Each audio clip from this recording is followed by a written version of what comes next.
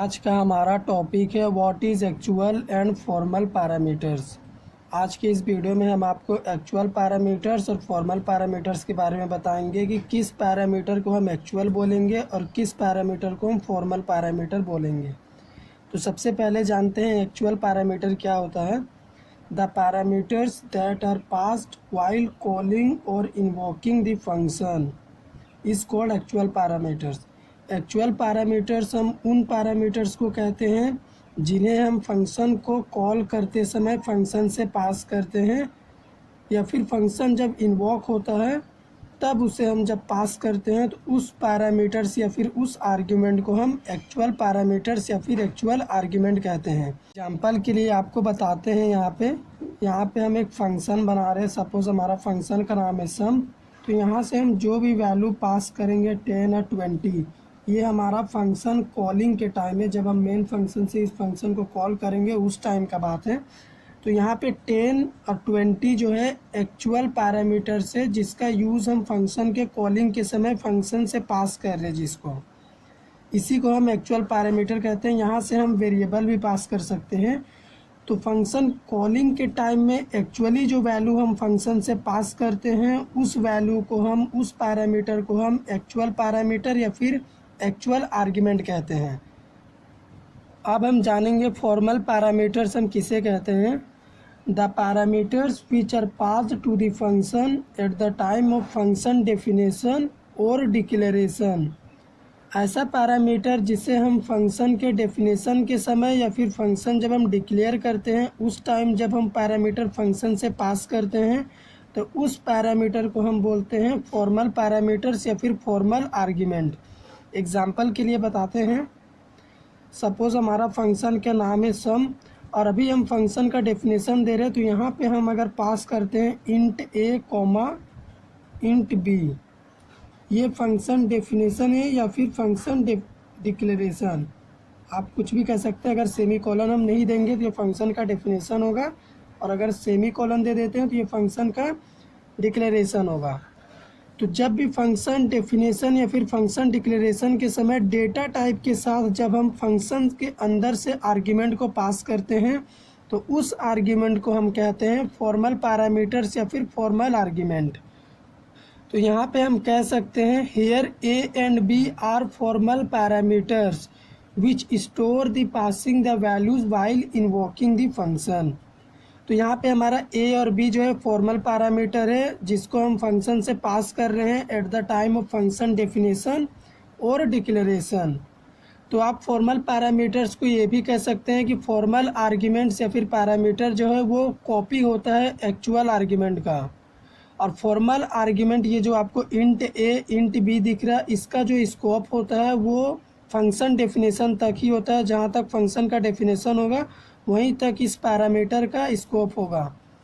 और अगर हम कोई चेंजेस फॉर्मल आर्ग्यूमेंट में करते हैं, अगर हम यहाँ पे कुछ चेंजेस करते हैं तो वो चेंजेस एक्चुअल आर्ग्यूमेंट या फिर एक्चुअल पैरामीटर में रिफ्लेक्ट नहीं करता जो हमने यहाँ पे दिया है। अगर हम फॉर्मल में चेंज करेंगे तो एक्चुअल में रिफ्लेक्ट नहीं करेगा। तो ये था फॉर्मल और एक्चुअल पैरामीटर्स या आर्ग्यूमेंट किसे कहते हैं। अब एक छोटा सा प्रोग्राम बना के आपको समझाते हैं।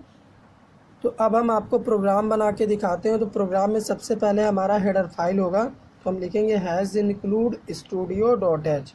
इसका मतलब होता है standard input output dot H. इसमें प्रिंटफ और स्कैनफ जैसे फंक्शन होते हैं। अब हम एक यूज़र डिफाइन फंक्शन बनाएंगे जिसमें हमारा लॉजिक रहेगा। तो यहाँ पे आप फंक्शन का डेफिनेशन दे सकते हैं, सेमीकोलन दे के छोड़ सकते हैं। तो हम यहीं पे फंक्शन का डेफिनेशन देंगे। आप फंक्शन डिक्लेयर करके भी काम कर सकते हैं। तो यहाँ पे हमने दो आर्ग्यूमेंट पास किया है, इंट ए कॉमा इंट बी। तो ये फॉर्मल आर्ग्यूमेंट है क्योंकि हमने फंक्शन का डेफिनेशन के समय ही डेटा टाइप के साथ उस आर्ग्यूमेंट को पास किया है। तो इस फंक्शन की बॉडी हम ओपन करेंगे और यहाँ पे हम स्वैप टू नंबर का प्रोग्राम बनाएंगे। तो यहाँ पे हम एक वेरिएबल ले लेते हैं, टेम्पररी वेरिएबल, और अब हम स्वैप करेंगे। तो हम लिखेंगे temp equals to a equals to b और बी इक्वल्स टू टेम्प, और फंक्शन की बॉडी क्लोज करेंगे। तो ये हमारा लॉजिक है। आप यहाँ पे प्रिंट भी करा सकते हैं वैल्यू को, जो भी स्वैपिंग होने के बाद वैल्यू आएगा तो आप लिखेंगे प्रिंटफ के अंदर %d comma a comma b। तो यहाँ पे a और b का जो वैल्यू होगा हम एक्चुअली जो फंक्शन से पास करेंगे कॉलिंग के टाइम, वो हमें स्वैपिंग होके प्रिंट में यहाँ पे मिलेगा। तो इस फंक्शन का बॉडी क्लोज करते हैं। अब हम मेन फंक्शन बनाते हैं, तो हम लिखेंगे वॉइड मेन। मेन फंक्शन के अंदर हम क्या करेंगे, वेरिएबल बनाएंगे। 2 वेरिएबल बनाते हैं, इंट x उसमें 10 असाइन कर देता हूँ और y में 20 असाइन कर देता हूँ। और अब हम क्या करेंगे, यहाँ पे भी हम एक बार वैल्यू को अगर प्रिंट कराते हैं तो ये हमें क्या प्रिंट करेगा, ये हमें प्रिंट करना चाहिए 10, 20। हम लिखेंगे %d comma x comma y। और अब हम जो हमने फंक्शन बनाया था उसे हम कॉल करेंगे। हमने यहाँ पे जो void swap नाम का फंक्शन बनाया था उसे हम यहाँ पे कॉल करेंगे। तो हम एक्चुअली वैल्यू पास कर रहे हैं फंक्शन से। x का वैल्यू 10 है, y का वैल्यू 20 है। तो यहाँ पे हम x और y को ही पास कर दे रहे हैं, यानी 10 और 20 पास हो रहा है यहाँ पे। तो x y यहाँ पे एक्चुअल पैरामीटर है। तो ये x y का वैल्यू जाएगा वहाँ पे void swap फंक्शन जहाँ हमने डेफिनेशन लिखा है इस फंक्शन का। तो x का वैल्यू a के लिए जाएगा, y का वैल्यू b के लिए जाएगा। तो ये जो इंट a कोमा b दिख रहा है ये फॉर्मल पैरामीटर है। तो इंट a में आया 10 और इंट b में आया 20। तो अब यहाँ पे टेम्पररी वेरिएबल है, तो a का वैल्यू टेम्पररी में असाइन किया, यानी a टेम्पररी में चला गया 10, और b का वैल्यू को हमने a में असाइन कर दिया, यानी a में आ गया 20। उसके बाद टेम्पररी का वैल्यू जो 10 था उसे हमने b में असाइन कर दिया। अब हमने a और b को प्रिंट कर दिया। तो आप देख सकते हैं a में वैल्यू है 10, a में वैल्यू है 20 और b में वैल्यू है 10।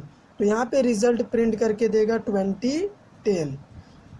ये फंक्शन डेफिनेशन में रिज़ल्ट आएगा। और अगर हम उस प्रोग्राम में जो हमने प्रिंट किया है यहाँ पे अगर हम रिज़ल्ट देखेंगे तो यहाँ हमें रिज़ल्ट मिलेगा 10, 20, क्योंकि यहाँ पे हमने कोई स्वैपिंग का प्रोग्राम परफॉर्म नहीं कराया, डायरेक्ट हमने वैल्यू को लिखा और प्रिंट करा दिया। तो फंक्शन कॉलिंग के समय अगर हम फंक्शन से पैरामीटर पास करते हैं तो उस पैरामीटर को हम एक्चुअल पैरामीटर कहते हैं। और फंक्शन डेफिनेशन के समय अगर हम डेटा टाइप के साथ पैरामीटर को पास करते हैं तो उस पैरामीटर को हम फॉर्मल पैरामीटर या फिर फॉर्मल आर्ग्यूमेंट कहते हैं। यहाँ पे a और b फॉर्मल आर्ग्यूमेंट है और x और y एक्चुअल आर्ग्यूमेंट है। आई होप कि आपका डाउट क्लियर हो गया होगा, प्रोग्राम आपको समझ में आया होगा। अगर आपको प्रोग्राम समझ में आया हो तो हमारे वीडियो को लाइक करिए, शेयर करिए, चैनल पे नए हैं तो चैनल को सब्सक्राइब करिए।